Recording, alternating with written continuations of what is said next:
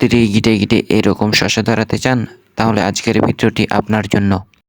পাশাপাশি এই দ্রবণ যদি গাছে একবার দেন, তাহলে প্রচুর পরিমাপে গাছে ফুল আসবে, শসা দ্রুত বড় হবে, গাছ থাকবে সুস্থ সবল, সতেজ, রোগমুক্ত।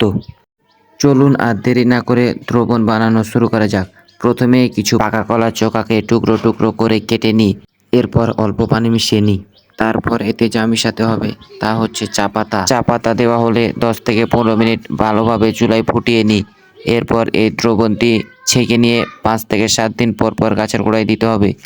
শসা গাছের পাতা যদি কুঁকড়ে যায়, তাহলে 1 লিটার পানিতে 1 চামচ হলুদের গুঁড়ো ও 1 চামচের 3 ভাগের 1 ভাগ যে কোনো ডিটারজেন্ট পাউডার নিই এবং এই দ্রবণকে ভালোভাবে নেড়ে ছেড়ে 5 থেকে 7 দিন পর পর গাছে স্প্রে করতে হবে।